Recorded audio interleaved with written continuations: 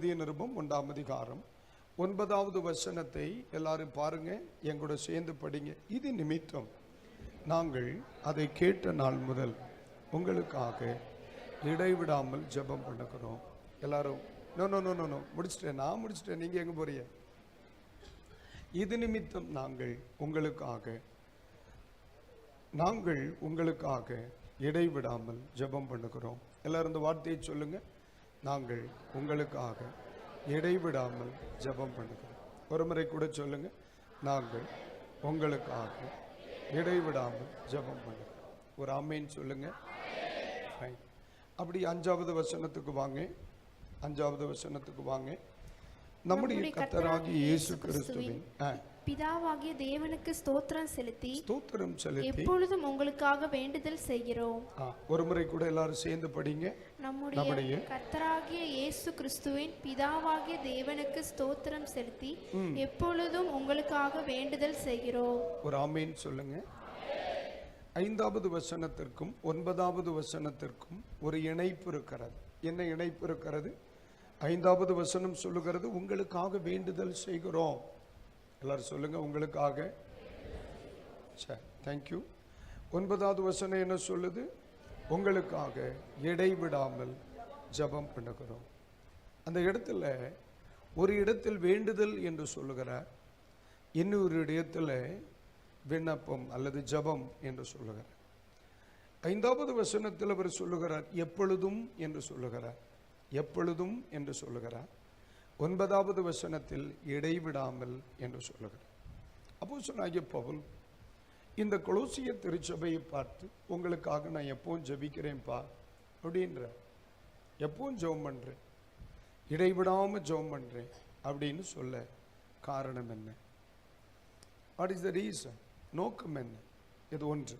2, தேவை என்ன? ஏன் இவர்களுக்காக ஜெபம் பண்ற? இவர்களுக்கு என்ன வேணும்? இந்த சபையில் இனி என்ன அவசியம்? அப்போஸ்தலனாகிய பவுலிடத்தில் நம்ம கேட்கிற கேள்விதான் இந்த 3 நாட்களில் நமக்கு படிப்பினை கர்த்தர் நம்மோடு பேசுவாராக. ஆண்டவரே எனக்கு கிருபை தார். இந்த 5வது வசனத்தை என் கூட சேர்ந்து ஒன்று கவனிங்க, நான் படிக்கிறேன். நம்முடைய கர்த்தராகிய இயேசு கிறிஸ்துவின் பிதாவாகிய தேவனுக்கு ஸ்தோத்திரம் செலுத்தி. எல்லாரும் இந்த வார்த்தையை சொல்லுங்க. பிதாவாகிய தேவனுக்கு ஸ்தோத்திரம் செலுத்தி.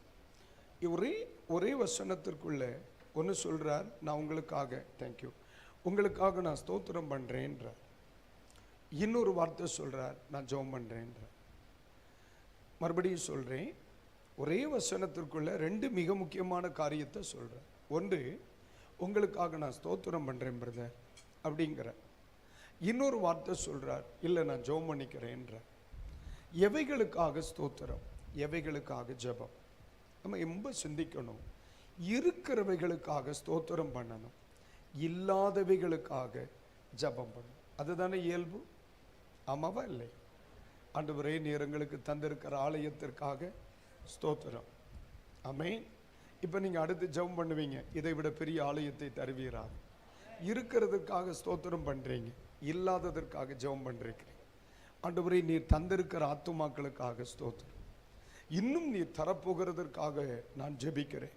இருக்கிறவைகளுக்காக ஸ்தோத்திரம், இல்லாதவைகளுக்காக ஜெபம். கர்த்தர் கொடுத்திருக்கிற வீட்டுக்காக ஸ்தோத்திரம். ஆனால் எல்லாரும் தனித்தனியாய் படுப்பதற்கு அறைகள் இல்லை. கர்த்தர் ஏற்ற காலத்தில் எனக்கு பெரிய வீடு தருவீர் என்று நான் ஜெபிக்கிறேன். அப்போ இருக்கிறவைகளுக்காக நான் என்ன செய்கிறேன்? ஸ்தோத்திரம் பண்ணுறேன். இல்லாதவைகளுக்காக ஜெபம் பண்ணுறேன். அப்போ 5வது வசனத்தில் அவர் சொல்லுகிறார், உங்களுக்காக ஸ்தோத்திரம் பண்றேன், உங்களுக்காக ஜெபம் பண்றேன். அப்போ ஸ்தோத்திரம் பண்ணணும்னா ஏதோ அங்கே என்ன செய்யுது? இருக்கு, ஏதோ உள்ள இருக்கு. ஜெபம் பண்ணணும்னா ஏதோ தேவையானது இருக்கு, இருக்கு தேவையானது, இன்னும் தேவை இருக்கு. அப்போ இனி இந்த சபையில் எது தேவை என்று பவுல் சொல்றார். இந்த இடத்துல எவைகள் சபைக்குள்ள இருக்கு அப்படின்னு அவர் ஸ்தோத்திரம் சொல்றார். அதை நம்ம முதல்ல தனியாக பிரித்து படித்து விட்டு நம்ம தொடர்ந்து செய்திக்குள்ள போவோம். கர்த்தர் நமக்கு உதவி செய்யட்டும். இந்த சபைக்குள்ள என்ன இருக்கிறது அப்படின்னு நம்ம கவனிச்சா வேதம் அழகாய் சொல்லுகிறது. 3வது வசனத்தை படி தங்கச்சி. கிறிஸ்து இயேசுவின் மேலுள்ள உங்கள் விசுவாசத்தையும் கிறிஸ்து இயேசுவின் மேலுள்ள உங்கள் விசுவாசம், பரிசுத்தவான்கள் எல்லார் மேலும் உள்ள பரிசுத்தவான்கள் எல்லார் மேலும் உள்ள உங்கள் அன்பையும் குறித்து உங்கள் அன்பை குறித்து நாங்கள் கேள்விப்பட்டு பரலோகத்தில் உங்களுக்காக வைத்திருக்கிற நம்பிக்கை நிமித்தம் நம்முடைய கர்த்தராகிய இயேசு கிறிஸ்துவின் பிதாவாகிய தேவனுக்கு ஸ்தோத்திரம் செலுத்தி. போதும், ஒரு அல்லேலூயா சொல்லுங்க. எதுக்கா ஸ்தோத்திரம் பண்ற? நீங்க தான் படிக்கிறீங்க. எதுக்கா ஸ்தோத்திரம் பண்ண இருக்கிற? உங்களுக்குள் இருக்கிற விசுவாசம். உங்களை நான் பார்த்தேன், உங்களுக்குள்ள விசுவாசம் இருக்கு. பவுல் சொல்ற உங்களுக்குள்ள இது ஒரு மனிதனுடைய விசுவாசத்தை தூரத்திலிருந்து எப்படி அறிந்து கொள்ளலாம்? இது ஒரு தனி செய்தி. இப்போ பவுல் இடத்துல கேட்கலாம், ஐயா ஒரு மனுஷனை தூரத்திலிருந்து அவன் விசுவாசின்னு உங்களுக்கு எப்படி ஐடென்டிஃபை பண்ண முடிஞ்சது?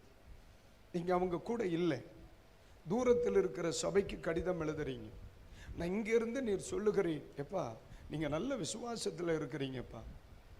தூரத்திலிருந்து சொல்கிறார், உங்களுக்குள்ள ஃபெய்த் இருக்குது, விசுவாசம் இருக்குது.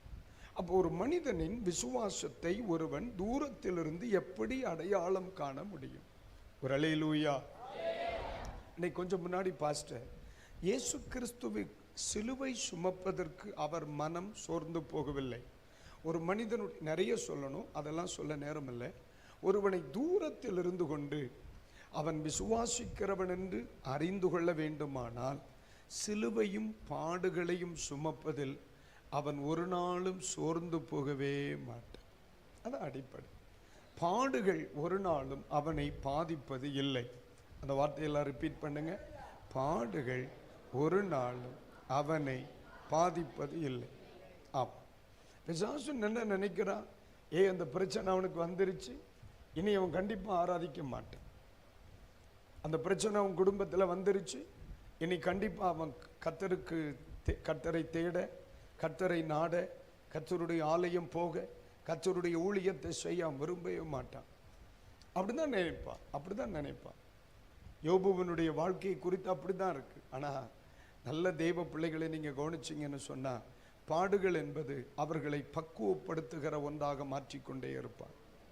அல்லேலூயா. விட்டுருவோம் அந்த சைடு. நம்ம இன்னைக்கு போனால் இந்த 3 நாளில் இந்த செய்தியை முடிக்க முடியும். அப்போ ஏற்கனவே இந்த சபைக்குள்ள என்ன இருக்கிறது? விசுவாசம் இருக்கிறது. இந்த சபைக்குள்ள விசுவாசம் இருக்கு. ரெண்டாவது, அந்த சபைக்குள்ள என்ன இருக்கிறது? அந்த வார்த்தையை கவனிங்க. பரிசுத்தவான்கள் எல்லார் மேலும் உள்ள, பரிசுத்தவான்கள் எல்லார் மேலும் உள்ள உங்கள் அன்பு. அது சாதாரண அன்பு கிடையாதுங்க. அது சாதாரண அன்பு கிடையாது. 8ஆம் வசனத்தை படிங்க. ஆவிக்குள்ளான உங்கள் அன்பையும். அவ்வளவுதான். அது சித்தப்பா பெரியப்பா ஆனதுனால உள்ள அன்பு அல்ல.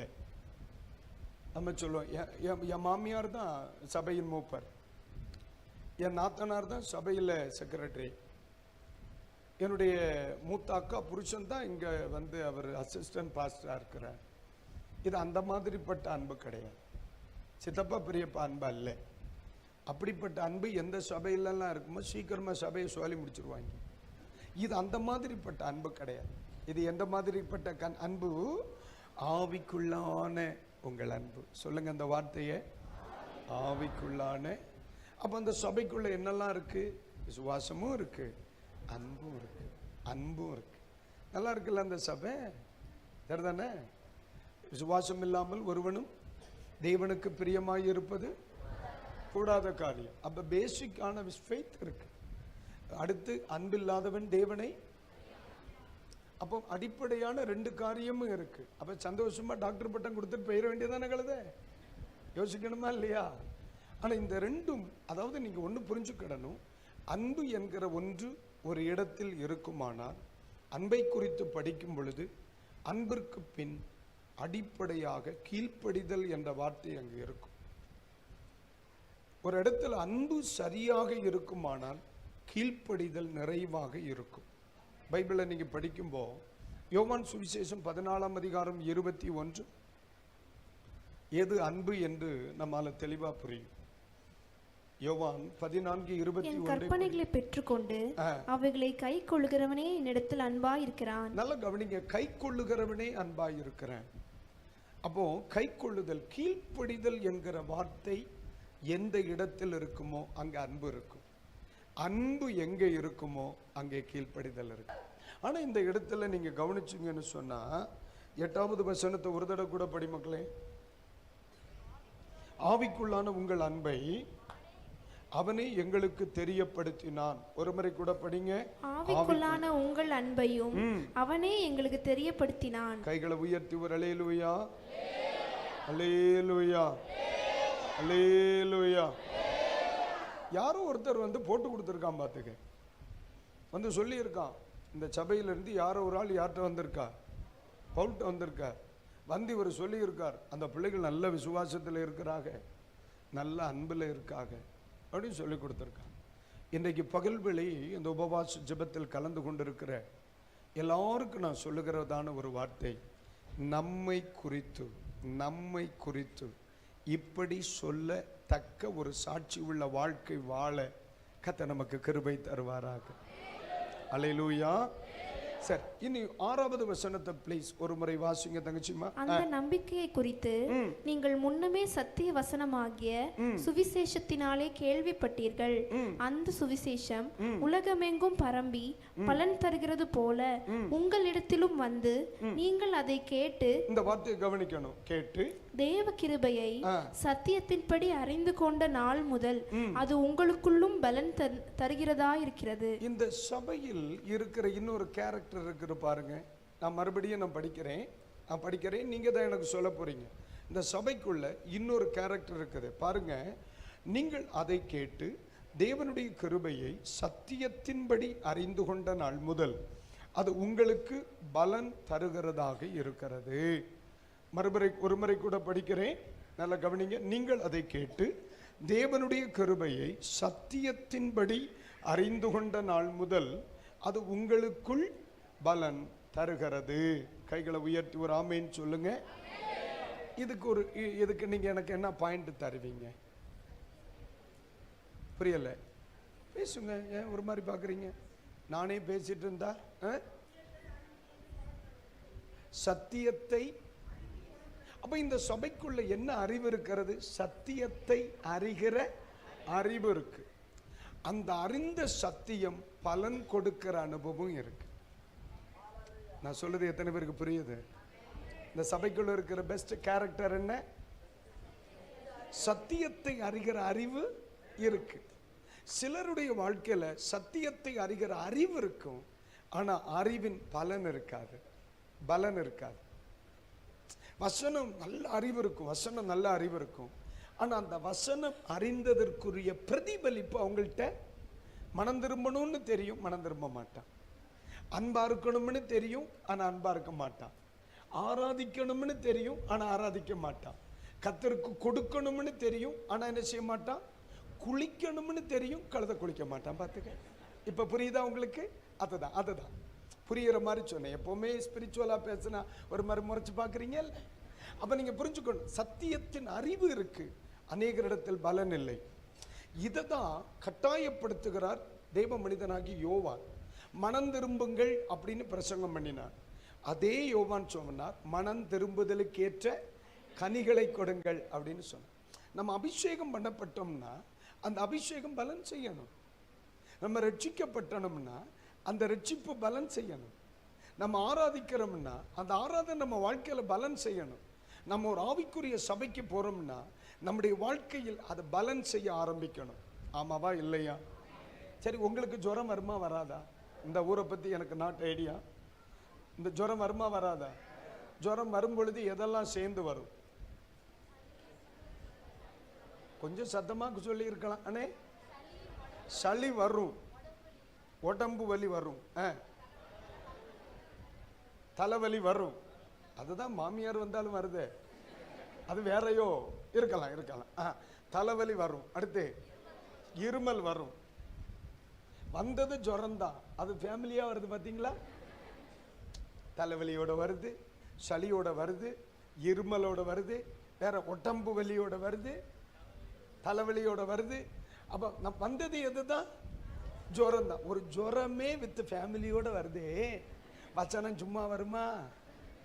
அப்போ வசனம் ஒரு மனிதனுக்குள்ளே, சத்தியம் ஒரு மனிதனுக்குள் வருமானால் அது சத்தியம் நமக்குள் இருந்து வெளிப்படணுமா இல்லையா? ஆமாவா இல்லையா? உடம்பு சூடு வந்துருது, எதுல? ஜுரம் வரும் பொழுது. வசனம் கேட்ட உடனே சூடு வராதியா, அது தப்பா எடுத்துக்காதீங்க. இப்போ ஜுரம் வந்த உடனே உடம்பு சூடாயிருது, உடம்பு சூடாயிருது. அப்போ சத்தியம் ஒரு மனிதனுக்குள் வரும் பொழுது அது அவனிடத்திலிருந்து என்ன செய்ய ஆரம்பிக்குது? பலன் செய்ய. பரவாயில்லையே, இன்றைக்கு பகல் வேளை கர்த்தருடைய வசனத்தை கேட்டோம், ரைட். நம்ம வாழ்க்கையில் இந்த விஷயத்தில் இடறுகிறோம், அதை நம்ம சரி பண்ணிக்கிடணும். அப்போ அந்த மாற்றங்கள் நிகழ்ந்து கொண்டே இருக்கிறது. அப்போ இந்த சபை ரியலி சொல்றேன், பெஸ்ட் சர்ச் கொலோசிய சபை. முதல்ல என்ன இருக்கு? விசுவாசம் இருக்கு. ரெண்டாவது என்ன இருக்கு? அன்பு இருக்கு. மூணாவது என்ன இருக்கு? சத்தியத்தை குறித்த அறிவும் அறிவினால் உண்டாகிற பலனும் இருக்கு. அந்த சபைக்காக அவர் என்ன சொல்லுகிறார்? தேங்க்யூ லார்ட், ஆண்டவரே உமக்கு நன்றி. இது என்னில் இருக்கிறதா? இது என்னில் இருக்கு. ஃபெய்த், விசுவாசம். என்னது? விசுவாசம். விசுவாசம். இந்த விசுவாசம் என்னுடைய வாழ்வில் இருக்கிறதா? இப்போ அதை நான் கொஞ்சம் கழிச்சு சொல்றேன். ரெண்டாவது கேள்வி, என்னால் அனைவரையும் நேசிக்க முடிகிறதா? என்னால் அனைவரையும் நேசிக்க முடிகிறது. மூன்று, இந்த வசனம் என் வாழ்வில் பலன் செய்கிறதா?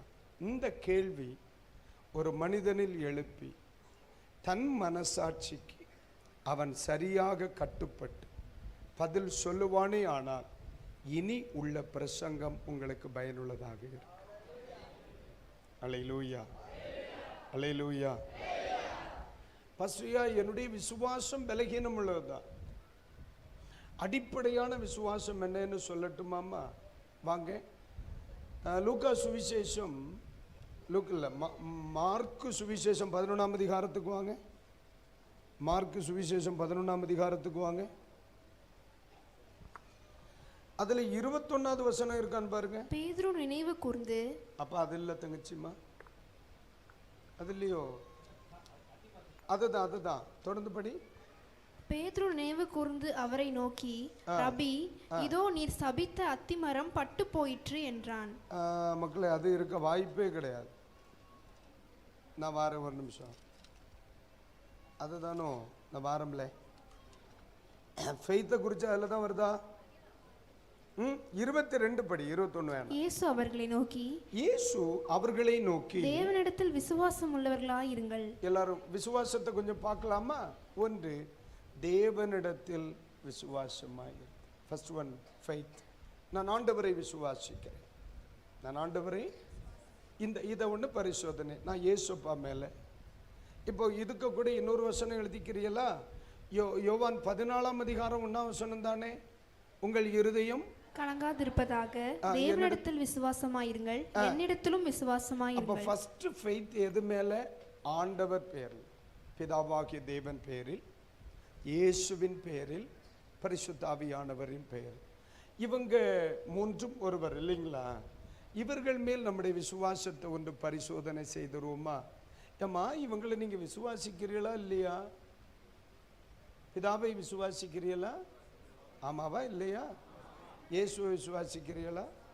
ஆமாம். பரிசுத்த ஆவியானவரை விசுவாசிக்கிறீங்களா? அதில் எந்த மாற்று கருத்தும் இல்லை. எவ்வளவுன்னு நான் கேட்க மாட்டேன். ஏன் கேட்க மாட்டோம்னா, அளவுகளில் வித்தியாசம் உண்டு. அளவுகளில் வித்தியாசம். நம்ம எந்த அளவுக்கு ஆண்டவரை விசுவாசிக்கிறோம் என்கிற அளவுகளில் என்ன இருக்கு? வித்தியாசம் இருக்கு.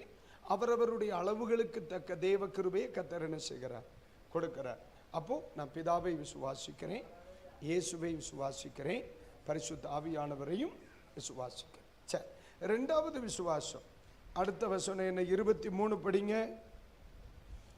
எவனாகிலும் இந்த மலையை பார்த்து நீ பெயர்ந்து சமுத்திரத்திலே தள்ளுண்டுவோ என்று சொல்லி தான் சொன்னபடியே நடக்கும் என்று தன் இருதயத்தில் சந்தேகப்படாமல் விசுவாசித்தால் அவன் சொன்னபடியே ஆகும் என்று மெய்யாகவே உங்களுக்கு சொல்லுகிறேன். இங்க ஏதாவது விசுவாசம் இருக்கு? என்ன பார்க்காதீங்க, பைபிளை பாருங்க. இதுல ஏதாவது விசுவாசம் இருக்கான்றே?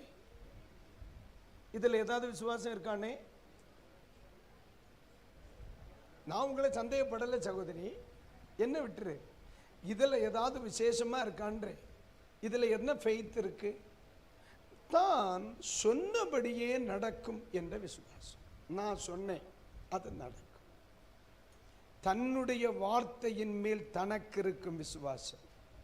எப்படி எப்படி தன் இந்த வார்த்தை எல்லாருக்குள்ள இருக்க வேண்டிய விசுவாசம் என்ன? நான் சொன்னபடியே நடக்கும். மழை பெய்யாதுன்னு சொல்லியிருக்கேன், நடக்கும். அவ்வளோதான். உன் பிள்ளையை கர்த்தர் ஆசீர்வதிப்பார்னு சொல்லியிருக்கேன், நடக்கும். யாரோ ஒருத்தர் சொல்றதை என்னால் நம்ப முடியுது, நான் சொல்றதை என்னால் நம்ப முடியலையே.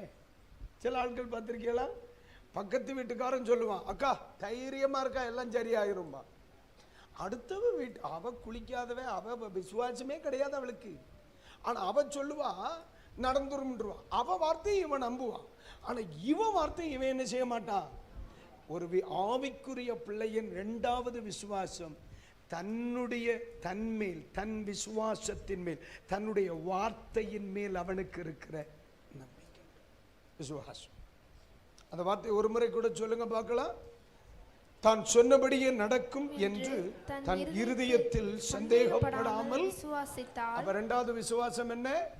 தன் வார்த்தையின் மேல் தனக்கு இருக்கும் விசுவாசம். ஒரு முறை கூட சொல்லுங்க அந்த வார்த்தையை. தன் வார்த்தையின் மேல் தனக்கு இருக்கிற. யாருடைய வார்த்தையை நீங்க நம்புறீங்களோ இல்லையோ, உங்க வார்த்தையை நீங்க என்ன செய்யணும்? நம்பணும். அதுதான் அற்புதம். ஒரு வியாதியஸ்தனை வழியில பாக்குறீங்க, ஒரு வியாதியஸ்தனை வழியில பாக்குறீங்க. அந்த இடத்துல ரோட்ல நின்றுட்டு அவங்களுக்கு ஜெபம் பண்ண உங்களுக்கு வாய்ப்பு இல்லை. ஆனா அவர்களை விடுதலைக்கு நேராக நடத்தணும், அவர்களை சுகமாக்கணும். என்ன செய்வீங்க? அந்த ரோட்ல நின்றுக்கிட்டு அந்நிய பாச பேசுவீங்களா? அரை மணி நேரத்தில் சோமாகும், நீ போ. அந்த ஒத்த வார்த்தை தான், அந்த ஒத்த வார்த்தை தான். அந்த வார்த்தை செயல்படணும்னா என் வார்த்தையின் மேல எனக்கு நம்பிக்கையும் விசுவாசம் உண்டாகணும். நான் சொல்றது உங்களுக்கு புரியுதாமா? அந்த இடத்துல ஆவியில நிரம்ப முடியாது, அந்த இடத்துல தீர்க்க தரிசனம் பேச முடியாது. டிராவல்ல இருக்கிறீங்க, ஆனா அந்த இடத்துல அவனை சுகமாக்கி ஆகணும். அவன் ரொம்ப கஷ்டப்படுறான், அவன் பிரச்சனையில ரொம்ப கஷ்டப்படுறான். அவனுக்கு இப்போ ஒரு விடுதலை ஆகணும். என்னால என்ன செய்ய முடியும்? என்னால ஒண்ணு செய்ய முடியும். இயேசு உன்னை சுகமாக்குவார், இப்பொழுதிலிருந்தே உண்டாகும், நீ போ. இந்த ஒத்த வார்த்தை தான். அதுதான் சொல்றேன், ஒரு தேவனுடைய பிள்ளையின் விசுவாசம் நான் சொன்னபடியே ஆகும் என்ற விசுவாசம். கைகளை உயர்த்தி ஒரு ஆமென். இந்த விசுவாசம் தான் வரங்களை வெளிப்படுத்தும். இந்த விசுவாசம் தான் ஆதி திருச்சபைகளில் இருந்திருக்கு. அதனால தான் அவர்கள் தெருக்களில் அற்புதங்களை செய்தார்கள். அதனால தான் கண் பார்வையில் அவர்களால் அற்புதங்களை செய்ய முடிந்தது. அப்ப ஆண்டவர் முதலாவது தேவன் பேரிலும் இயேசுவின் பேரிலும் ஆவியானவரின் பேரிலும் விசுவாசம் வைக்க சொல்லுகிறார். இரண்டாவது, நான் என்ன நம்பணும்? சொல்லுங்க, ஒருமுறை கூட சொல்லுங்க. நான் என்ன நம்பணும்? அல்லேலூயா. என்னுடைய வார்த்தையை நான் விசுவாசிக்க ஆரம்பிக்கணும். இந்த சபைக்கு நான் சொல்றேன், இந்த கிருபை உங்க சபையில் வெளிப்பட்டார் எவ்ரி வீக் அற்புத அடையாளங்களின் சாட்சியை சபையில கேட்பீங்க. கண்டிப்பா சொல்றேன். இந்த விசுவாசம் ஒரு மனிதனில் செயல்பட்டால் ஒவ்வொரு நாளும் நீங்க மிராக்கிள் பார்ப்பீங்க. ஏன்னா ஜீவனும் மரணமும் நாவின் அதிகாரத்துல தான் இருக்கு. இந்த வார்த்தையின் ஜீவன் மரணமும் நாவின் அதிகாரத்துல இருக்கு. அப்ப இரண்டாவது விசுவாசம் என்ன? என் வார்த்தையின் மேல் நான் வைத்திருக்கிற விசுவாசம். அடுத்த வசனத்தை படிங்க, 24. ஆதலால் நீங்கள் ஜெபம் பண்ணும்போது எவைகளை கேட்டுக்கொள்வீர்களோ அவைகளை பெற்றுக்கொள்வோம் என்று விசுவாசியுங்கள், அப்பொழுது அவைகள் உங்களுக்கு உண்டாகும் என்று சொல்லுகிறேன். 3, என்னுடைய ஜெபத்தின் மேல் நான் வைக்கிற விசுவாசம். சொல்லுங்க அந்த வார்த்தையை ஒரு முறை கூட சொல்லுங்க. அல்லேலூயா. அடிப்படையான விசுவாசத்தை சொல்லுகிறேன். 1 தேவன் பேரில், 2 நான் என் வார்த்தையின் பேரில், 3 என்னுடைய ஜெபத்தின் பேர். ஃபெய்த்தை குறித்து நிறைய படிக்கலாம். அப்போ கொலோசிய சபைக்குள்ளே மிக தெளிவாக சொல்லப்பட்டிருக்கிற அடிப்படையான நிலைப்பாடுகளை குறித்து நாம் படித்தால், 1 விசுவாசம் இருக்கிறது, 2 அன்பு இருக்கிறது, 3 வசனத்தை குறித்த அறிவும் அதனுடைய பலனும் இருக்கிறது. அப்போ இந்த சபையை நீங்க நல்ல சபைன்னு சொல்லுவீங்களா இல்லையா? சொல்லுவீங்களா இல்லையா? கொலோசிய சபைக்கு அவர் ஸ்தோத்திரம் சொல்லலாமா? அல்லேலூயா. தயவு செய்து சொல்றேன், இந்த 3 நிலைப்பாடுகளிலும் நம்ம சபையை ரொம்ப கவனமா இருக்கணும். உங்க விசுவாசம் ரொம்ப கவனமா கட்டி காத்துக்கொள்ளணும் இல்லைங்களா? 2வது உங்க அன்பை ரொம்ப கவனமா இருக்கணும். சபை வளரும் பொழுது நல்லா கவனிக்கணும். ஏற்ற தாழ்வுகளை சத்துரு என்ன செய்திருவான்? கொண்டு வந்துருவான். எக்காரணங்களை கொண்டும் அன்புக்கு ஒரு கேடு என்ன செய்யக்கூடாது? வராமல் காத்துக்கொள்ளவேன். 3வது, எந்த அளவிற்கு நல்ல ஒரு வசனத்தை போதிக்கப்படுகிற ஒரு சபையில் நீங்க இருக்கிறீங்க, எந்த அளவிற்கு சத்தியத்தை அறிவீர்களோ அதனுடைய பலனை நீங்கள் வெளிப்படுத்தி கொண்டே இருக்கணும். ஹல்லேலூயா. இப்போ விசுவாசத்துக்காக ஸ்தோத்திரம் சொல்லுங்க. ஸ்தோத்திரம், ஸ்தோத்திரம், ஸ்தோத்திரம், ஸ்தோத்திரம். அடுத்து அன்பிற்காக ஸ்தோத்திரம் பண்ணுங்க. ஸ்தோத்திரம், ஸ்தோத்திரம், ஸ்தோத்திரம். சத்தியத்தை அறிகிற அறிவுக்கும் அதனுடைய பலனுக்காக ஸ்தோத்திரம் பண்ணுங்க. ஸ்தோத்திரம். அல்லேலூயா. உங்களுக்காக ஒரு ஒரு ஒரு ஒரு 20 செகண்ட் ஜெபம் பண்ணட்டுமா? இதுக்காக எல்லாரும் வலது கரத்தை உயர்த்துங்க. கிருபை நிறைந்த ஆண்டவரே, இந்த சபைக்காக நான் ஜெபிக்கிறேன். இந்த பலிபீடத்திலே கர்த்தர் என்னை கொண்டு வந்தீர். இந்த ஊழியத்தில் கர்த்தர் கொண்டு வந்த தேவ நோக்கத்தை ஆண்டவர் நிறைவேற்றும்படி ஜெபிக்கிறேன். இந்த ஆலயத்திற்குள்ளே கொலோசிய சபையில் இருந்த அந்த தெய்வீகமான அனுபவங்கள், அந்த விசுவாசம் இந்த சபையில் இன்னும் வளரட்டும். அந்த அன்பு இந்த சபையில் இன்னும் வளரட்டும். அந்த சத்தியத்தை குறித்த அறிவும் அதனுடைய பலனின் வெளிப்பாடுகளும் இந்த சபையில் இன்னும் உண்டாக நாங்கள் ஜெபிக்கிறோம். ஆண்டவர் இந்த சபையை இன்னும் கர்த்தர் 1000 மடங்கு கர்த்தர் ஆசீர்வதிக்கும்படி ஜெபிக்கிறேன் இயேசுவின் நாமத்தில் பிதாவே. ஒரு அல்லேலூயா. அப்ப இருக்கிறதுக்காக என்ன செய்துட்டார்? ஸ்தோத்திரம் பண்ணிட்டார். இது ஸ்தோத்திரம் பண்ண வேண்டியது நமக்கு தேவை ஜெபமாக்கு. இப்போ என்ன சொல்றார்? நம்ம எங்கெல்லாம் 5ஆம் வசனத்துல படிச்சோம் இல்லையா? என்ன வார்த்தை சொல்ல? உங்களுக்காக எப்பொழுதும் என்ன செய்கிறோம்? 5ஆம் வசனத்துல என்ன வார்த்தை சொல்லுகிறார்? உங்களுக்காக என்ன செய்கிறேன்? நம்ம எப்பொழுதும் உங்களுக்காக வேண்டுதல் செய்கிறேன். எப்பொழுதும் உங்களுக்காக வேண்டுதல் செய்கிறேன். 9ஆம் வசனத்துல என்ன சொல்லுகிறார்? நாங்கள் இடைவிடாமல் உங்களுக்காக ஜெபம் பண்ணுகிறோம். சரி, இனி வருகிற நாட்களில் நம்ம கேட்க போகிற வேத வசனங்களை எதை குறித்து நம்ம படிக்க போகிறோம் அப்படின்னு நம்ம படிக்கணும். இப்போ 9வது வசனத்தை பிள்ளை வாசிமா. இது நிமித்தம் நாங்கள் அதை கேட்ட நாள் முதல் உங்களுக்காக இடைவிடாமல் ஜெபம் பண்ணுகிறோம். நீங்கள் எல்லா ஞானத்தோடும் ஆவிக்குரிய விவேகத்தோடும் அவருடைய சித்தத்தை அறிகிற அறிவினாலே நிரப்பப்படவும். போதும் மக்களே. அப்ப கவனிங்க, ஏற்கனவே என்ன வந்துருச்சு? விசுவாசம் உள்ள வந்துருச்சு, அன்பு உள்ள வந்துருச்சு, சத்தியம் உள்ள வந்துருச்சு. ஆனா இப்ப அவர் எதற்காக ஜெபிக்கிறார்? இந்த சபையில இன்னும் வேணும். என்ன ஜெபிக்கிறார்? அவருடைய சித்தத்தை அறிகிற அறிவு. சொல்லுங்க இந்த வார்த்தைய. அவருடைய சித்தத்தை அறிகிற அறிவு. ஒரு முறை கூட, அவருடைய சித்தத்தை அறிகிற அறிவு. நம்முடைய சபையில் இருக்கிற, எழுதிக் கொள்ளுங்கள், நம்முடைய சபையில் இருக்கிற ஒவ்வொரு தேவ பிள்ளைகளுக்கும் ஆண்டவர் இந்த அறிவை கொடுக்க விரும்புகிறார். இந்த உபவாச ஜெபம் முடியும் பொழுது உங்கள் தனிப்பட்ட வாழ்க்கையில், உங்கள் ஆவிக்குரிய பகுதிகளில் தேவன் ஏற்படுத்த நினைக்கிற புதிய ஆவிக்குரிய அனுபவம் என்ன தெரியுமா? தேவ சித்தத்தை அறிகிற அறிவு எவ்ரி பிலீவர், ஒவ்வொரு விசுவாசிக்குள்ளேயும் தேவை. இந்த இடத்தில் இருக்கிற ஒவ்வொரு தேவனுடைய பிள்ளைகளுக்கும் தேவை தேவ சித்தத்தை அறிகிற அறிவு. ஆமாம். அப்போ ஏன் அப்படின்னா, இன்னைக்கு நிறைய பேர் தேவ சித்தத்தை குறித்த தெளிவான அறிவு இல்லாததுனால தான் தேவையற்ற சத்தியங்களுக்கு பின்னே, தேவையற்ற உபதேசங்களுக்கு பின்னே, தேவையற்ற வழி நடத்துதலுக்கு பின்னே கெட்டு போய் கொண்டே இருக்கிறாங்க. சரிதானே? அவர்களுக்கு தெரியல இதுதான் தேவ சித்தம், இதுதான் தேவன் நடத்துதல், இதுதான் ஆண்டவர் எனக்கு வச்சிருக்கிற வழி. இது எனக்கு தெரியாததுனால ஒருவேளை இது சத்தியமா இருக்குமோ, இது உண்மையா இருக்குமோ, இது சரியா இருக்குமோ, இது தேவையானதா இருக்குமோ அப்படின்னு சொல்லி அநேகர் வழி தவறி நடந்து கொண்டிருக்கிறார்கள். நம்ம பார்க்கிறோமா இல்லையா? கர்த்தருக்கு ஸ்தோத்திரம். யாரோ ஒருவருடைய வார்த்தையை நம்பி பயணிக்கிறோமே, என்னை குறித்த தேவனுடைய சித்தம் என்ன? இன்றைக்கு பகல் வேளை தெளிவா சொல்றேன். நம்ம வியாழந்தானே முடிப்போம். ஆமாம், வியாழக்கிழமை மத்தியானம் இந்த மீட்டிங் முடியும் பொழுது தேவனுடைய சித்தத்தின் பரிபூரண வெளிப்பாடோட தான் இந்த படியணி இறங்கும். அல்லேலூயா. இன்னும் செய்தி ஆரம்பிக்கல, இப்பதான் குழி வெட்டிட்டு இருக்கேன். உனக்கு இல்லடா, பவுண்டேஷனுக்கு பயப்படாத. பயந்துட்டா ஐயோ தவிர பயப்படாதீங்க. இப்போதைக்கெல்லாம் நீங்க போக மாட்டீங்க. நம்ம ஊர் ஒரு எழுப்புதலை அடையணும், அதை பார்க்கணும். அல்லேலூயா.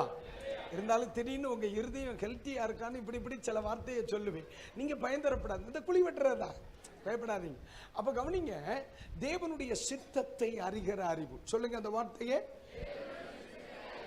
தேவனுடைய சித்தத்தை அறிகிற. இது யாருக்கு தேவையாம்? கொலோசிய திருச்சபைக்கு தேவை. இன்றைக்கு பகல் வேளை ஆண்டவர் நமக்கு சொல்லுகிறார், எனக்கு வேணும், இன்னும் உங்க பாஸ்டருக்கு வேணும், உங்க பாஸ்டர் அம்மாவுக்கு வேணும். இந்த இடத்தில் இருக்கிற ஒவ்வொருவரை பார்த்து சொல்லுகிறேன், ஒவ்வொருவருக்கும் வேணும். எசப்பா, தேவ சித்தத்தை அறிகிற அறிவு எனக்கு வேணும். ஒரு அல்லேலூயா. சரி, இது 3 நாள் முடிஞ்சாலே நமக்கு போதுமானது. ஆனா இன்னும் அடுத்த வசனத்தை படிமா. அடுத்த வசனம் 10. சகலவித நற்கிரியைகளும் ஆகிய பணிகளை தந்து தேவனை அறிகிற அறிவில் விருத்தி அடைந்து கர்த்தருக்கு பிரியமுண்டாக அவருக்கு பாத்திரராய் நடந்து கொள்ளவும். இந்த வார்த்தை மிக தெளிவானது. இதுல ஒவ்வொரு வார்த்தைகளும் நற்கிரியைகளின் கனி தனியா பேசலாம். அடுத்து தேவனை அறிகிற அறிவு தனியா பேசலாம். 3வது கர்த்தருக்கு பிரியமுண்டாக பாத்திரவான்களாய் நடந்து கொள்ளணும். இந்த வார்த்தையை நீங்க நல்லா கவனிக்கணும். அவர் சொல்றார், நீங்க ஏற்கனவே உங்களுக்குள்ள விசுவாசம் வந்துருச்சு, இனி இந்த தேசத்துல விசுவாசிகளின் பாத்திரவான்களா நீங்க நடந்துக்கிடணும். ஏற்கனவே உங்களுக்கு தேவனுடைய அன்பு இருக்கு, அன்புக்கு பாத்திரவான்களா நீங்க என்ன செய்யணும்? நடந்துக்கிடணும். சத்தியத்தை அறிந்திருக்கிறீங்க, சத்தியம் அறிந்ததற்கு பாத்திரமான நீ என்ன செய்யணும்? அறிந்திருக்கிறீங்க. இதுக்கு முன்னோடி ஒரு வேடு வருது, தேவ சித்தத்தை அறிகிற அறிவு இனி உங்களுக்கு வரும். தேவ சித்தத்தை குறித்த அறிவு வரும் பொழுது இந்த தேசத்திலே எப்படியும் நடப்பதற்கு அழைக்கப்பட்டவர்கள் அல்ல, தேவ சித்தத்தை அறிந்தவன் அந்த சித்தத்திற்கு பாத்திரவான்களாக நடந்து கொள்ளணும். ஒரு அல்லேலூயா. பாத்திரம், இதுதான் நம்ம இனி படிக்க வேண்டிய பகுதி. அப்ப 2வது அவருடைய ஜெப குறிப்பு என்ன? நீங்கள் அழைக்கப்பட்ட அழைப்புக்கு பாத்திரவான்களா நடக்கணும், நீங்க பாத்திரவான்களாய் நடந்து கொள்ளணும். அதுக்காக நான் ஜெபம் பண்றேன், அதற்காக நீங்க என்ன செய்யணும்? ஜெபம் பண்றேன். இன்னைக்கு நிறைய பேர் பண்ற சேட்டை என்ன தெரியுமா? நம்ம எதிர்பார்க்கிற அளவுக்கு ஒரு நபர் இல்லைன்னா 4 பேர்கிட்ட போய் சொல்றோம், அவன் சரி கிடையாது, அவன் பாட்டு சரி கிடையாது, அவன் ஜெபம் சரி கிடையாது, அவன் வஸ்திரம் சரி கிடையாது, அவன் குடும்பம் சரி கிடையாது, அவன் டிராவல் சரி கிடையாது, அவன் ட்ரெஸ் சரி கிடையாது, அவன் ஜெபம் பண்றது சரி கிடையாது. ஊருக்கெல்லாம் சொல்லுவோம், ஆனா அவனுகிட்டையும் சொல்ல மாட்டோம், ஆண்டவட்டையும் சொல்ல மாட்டோம். இதனாலதான் நம்மில் பலரும் நாசமா போக காரணம் நீங்க இல்ல, எங்க ஊர்ல. நான் சொல்லுது எத்தனை பேருக்கு புரியுது? நான் சொல்லுது புரியுதானே? ஒரு அல்லேலூயா. அப்போஸ்தலனாகிய பவுல், நீங்கள் பாத்திரவான்களாக இருக்கிறீர்கள் அப்படின்னு உங்களை நேரதானே சொன்னார். உங்க விசுவாசத்தை நினைச்சு ஸ்தோத்திரம் பண்றேன், உங்க அன்பை நினைச்சு ஸ்தோத்திரம் பண்றேன், உங்க ஆண்டவரை அறிகிற சரி வசனத்தை குறித்த அறிவை குறித்து நான் ஸ்தோத்திரம் பண்றேன் நேரவே சொல்லிட்டு, இதெல்லாம் உங்களுக்கு வேணும், இதெல்லாம் உங்களுக்கு இல்லை. இப்போ தேவ சித்தத்தை அறிகிற அறிவு உங்க சபையில டைரக்டா தானே பேசுறாரு. உங்களுக்கு நான் ஜெபம் பண்ணிக்கிறேன், உங்களில் அநேகர் இதற்கு ஏற்ற பாத்திரவான்களாக இல்லை, நீங்கள் பாத்திரவான்களாக இருக்கும்படி நான் உங்களுக்காக. மக்களே, அடுத்தவனுடைய குறைவுகளை நம்ம பார்க்காம இருக்க முடியாது. நீங்க என்ன செய்யணும்? அவர்கள் பாத்திரவான்கள் ஆகும்படி 2 காரியம் செய்யலாம். ஒன்று, அவனை உபதேசிக்கலாம், அவனுக்காக ஜெபிக்கலாம். நான் சொல்றது சரியா தப்பா? அல்லேலூயா. That is good leadership. இதுதான் சரியான தலைமைத்துவம்.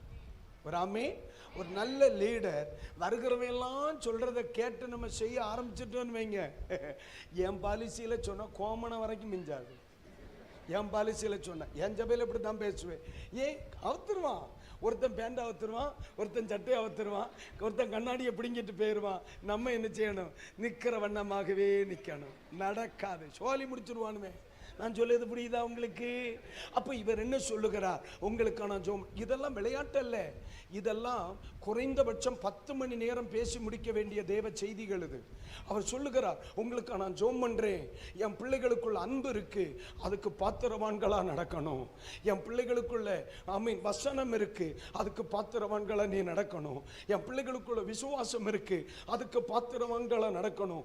என் பிள்ளைகளுக்குள்ள இனி தேவ சித்தம் உண்டாகும், தேவ சித்தத்தை அறிகிற அறிவு வரும், அதற்கு பாத்திரவான்களா நடக்கணும். அப்ப அவர் சொல்லுகிறார், உங்களுக்காக நான் என்ன செய்யறேன். அப்போ இந்த செய்தி முடிக்க முடியுமான்னு எனக்கு தெரியல வேலைக்கிழமைக்கு முன்னாடி. ஆனால் எல்லாருக்கும் சொல்றேன், அடுத்தவர்களுடைய குறைவுகளை மற்றவர்களிடத்தில் பேசுகிற பழக்கம் யாருக்காகிலும் இருக்குமானால் அதை செய்கிற கடைசி நாள் இதுவா இருக்கணும். எத்தனை பேர் நான் சொல்லுகிறதை புரிந்தவர்கள் மட்டும் ஒரு அல்லேலூயா சொல்லுங்க. அல்லேலூயா. மற்றவர்களின் குறைவுகளை மூன்றாவது நபரிடத்தில் சொல்லுகிற ஒரு நபராக இருந்தால் அதை சொல்லுகிற கடைசி நாள் இதுவாக தான் இருக்கணும். ஒன்று அவன்கிட்ட நேர சொல்லு, இல்லைன்னா ஆண்டவர்கிட்ட சொல்லு, கிளம்பிடணும், நிற்கக்கூடாது. இப்போ நான் உங்களுக்கு ஒரு எக்ஸாம்பிள் சொல்லிட்டு போகிறேன், செய்தி நேரத்தில் அதை பார்க்கலாம். ஒரு முறை நோவா திராட்சரசம் குடித்து வஸ்திரம் விலகி படுத்திருக்கிறார் வீட்டில். படிச்சிருக்கீங்களா? சப்பா நீங்கள் பார்த்தா உங்கள் ஊரில் அவர் தெரியாதவன்னு தெரியுமில்ல. நோவா வஸ்திரம் விலகி என்ன செய்திருக்கிறார்? படுத்திருக்கிறார். இப்போ யார் போய் பார்க்குறா? வீட்டுக்குள்ளே டக்குன்னு உள்ள வர்றார். யாரை பார்க்குறார்? இவர் காணான் இல்லையா? அவன் பார்க்குறான், பையன் பார்க்குறான். உடனே பார்த்துட்டு நீ என்ன செய்திருக்கணும்? இது ஒன்று பண்ணியிருக்கு. நீ பார்த்துட்டே இல்லை, கழுதையை பார்க்கக்கூடாததை பார்த்தாச்சு. நீ பக்கத்துல இருந்து ஒரு பெட்ஷீட்டோ ஒரு பாயோ இல்லைன்னா 10 குட்டை மண்ணாவது வெட்டி அவனை மூடி இருக்கலாம்ல. நீ அதை நீயே பண்ணி இருக்கலாம். இவன் என்ன பண்ணான்னு தெரியுமா? நேரம் அந்த செய்தி எடுத்துட்டு தன் சகோதரன்ட்டு போய் அப்பாவுக்கு கண்டிஷன் இப்படி இருக்குன்ட்டு. இப்ப என்ன பண்ற? அவன் என்ன பண்றான்? வஸ்திரத்தை பின்னாலேயே பிடிச்சிட்டு, பெற்றோரை எவ்வளவு கனம் பண்ணி இருக்காங்க பாருங்க, அப்படியே பின்னாலேயே பிடிச்சிட்டு போய் அப்படியே மூடி போட்டான் அப்படின்னு இருக்கு. அப்பா எழும்புற புதுசா ஒரு துணி தான் மேல விழுந்து கிடக்கு. உடனே இவர் பார்க்கிறார், மோசமான கண்டிஷன். இப்போ உடனே யாரில் மூடுனான்னு உடனே அவன் சொல்ற, ஐயா இப்படி அவன் சொன்னான், நான் நான் பார்க்கல, அப்படியே ரிவேர்ஸ்லேயே உம்மை மூடிட்டேன் பார்த்துக்க. உடனே சொல்ல, மூட நீ பாக்கியவான். உனக்கிட்ட எவன் சொன்னா? அவன் சொன்னான், நீ நாசமா போயிடுவான். இப்ப நீ நல்ல கவனி. அதாவது அது பரிசுத்த வேதாகமத்தின் பொறுத்த மட்டில் கானானியர்கள் எதற்குள்ளே வரக்கூடாது? நோவாவினுடைய ஒரு பிள்ளை தான் கானான். ஆனா அதே பிள்ளையினுடைய தலைமுறை ஆலயத்துக்குள்ள வர முடியாது. அந்த பிள்ளைகள் கானான் துரத்தை விடப்பட்டவர்களா இருந்தாங்க. அப்ப இதற்கு காரணம் என்ன? ஒரே ஒரு தவறு. ஒருவனுடைய குறைவை இன்னொருவனிடத்தில் சொன்னான். ஒருவனுடைய குறைவை நான் இப்ப சொல்ல, இந்த 3 பேர்ல பெரிய தவறு செய்தது யார்? கரெக்ட், நோவா. இல்ல நீ குடிச்சிட்டு மட்டையாய் கிடப்ப நீமே உண்மையிலே. ஆனா அந்த குடிகார பைய சாபம் போட்டது ஆண்டவர் ஏத்துக்கிருக்காரு பாரு. எனக்கு இதுதான் பரலோகத்துல போய் இவரை பார்த்து கொஞ்சம் கேட்க வேண்டிய இருக்குமா? ஏன் குடிச்சு மட்டையாய் கிடந்திருக்கான் இந்த பிள்ளை? அவனுக்கு என்ன செய்யணும்னு தெரியல, அவ்வளவுதான். அவனுக்கு தெரிஞ்சிருந்தா மூடி இருப்பான். இல்ல நேரமே நான் சொன்ன மாதிரியாவது மூடி இருப்பான். நம்மள மாதிரிப்பட்ட ஆளுன்னா அன்றைக்கு காண்கிற அவனை இனி காண மாட்டான், நிரந்தரமா மூடி இருப்பான் நம்ம. சரி, அந்த பிள்ளை தெரியல, அவன் சொல்லி அதுக்கு ஒரு ரெமடியை கொடுத்தான். உண்மையிலே டபுள் மடங்கா நீ யாரை ஆசீர்வச்சிருக்கணும், எப்பா ரொம்ப நன்றின்னு. ஆனா சமைச்சிட்டான்ல. இதுல இருந்து நமக்கு ஒண்ணு தெரியுது, உன்மேல் உள்ள குறைவை இன்னொருவனிடத்தில் நான் சொல்லுவதற்கு எனக்கு அனுமதி இல்லை. பரிசுத்த ஆவியானவர் இந்த பகல் வேளை மிக ஞானமாய் மற்றவர்களை விமர்சிப்பது, மற்றவர்களை குறை சொல்லுவது, மற்றவர்களின் நிறைவையும் குறைவையும் குறித்து கலந்தாய்வது, இதெல்லாம் நம்மேல கொடுத்த காரியம் அல்ல. முடியுமா அவனை கடிந்து கொள், முடியுமா அவனை உபதேசம் பண்ணு, முடியுமா அவனுக்கு புத்தி சொல்லு, இல்லையா அவனுக்கு முழங்கால் படியிட்டு ஜெபி, தெய்வமாகிலும் அவனுக்கு மாற்றத்தை கொண்டு வரட்டும். நான் சொல்றது புரியுதா? அல்லேலூயா. இப்போ அவர் சொல்லுகிற பாத்திரவான்களா என்ன செய்து கொள்ளணும்? நடந்து கொள்ளணும். இரண்டாவது சபைக்குள் வர வேண்டிய ஒரு காரியம் என்ன? நாம் பாத்திரவான்களாய் நடந்து கொள்ளணும். ஓகே, 11ஆம் வசனத்தை படிங்க, நான் முடிச்சிட்டேன். சந்தோஷத்தோட கூடிய எல்லா பொறுமையும் நீடிய சாந்தமும் உண்டாவதற்கு மகிமையான அவருடைய வல்லமையின்படி எல்லா வல்லமையாலும், இந்த வார்த்தை எல்லாரும் கவனிங்க, எல்லா வல்லமையினாலும் பலப்படுத்தப்படவும். அவ்வளவுதான். நீங்க எல்லா வல்லமையினாலும் பலப்படுத்தப்பட வேண்டும் என்று சொன்னார். அப்போ ஒன்று, இனி நீங்க தேவ சித்தத்தை அறியணும். 2, நீங்கள் பாத்திரவான்களாய் நடந்து கொள்ளணும். 3, எல்லா வல்லமையினாலும் நம்ம என்ன செய்யணும்? பலப்படணும். எல்லாரும் சொல்லுங்க, வல்லமையினால் பலப்படணும். ஒரு முறை கூட சொல்லுங்க, வல்லமையினால் பலப்படணும். ஒரு முறை கூட சொல்லுங்க, வல்லமையினால் பலப்படணும். கைகளை உயர்த்தி ஒரு அல்லேலூயா. ஒரு முறை கூட அல்லேலூயா, அல்லேலூயா. ஆண்டவர் அனுமதித்தார், வியாழக்கிழமை மத்தியானத்திற்கு முன்னே இந்த 3 காரியங்களும் படிப்பதற்கல்ல, அனுபவிக்கணும். கர்த்தர் கிருபை தரணும்.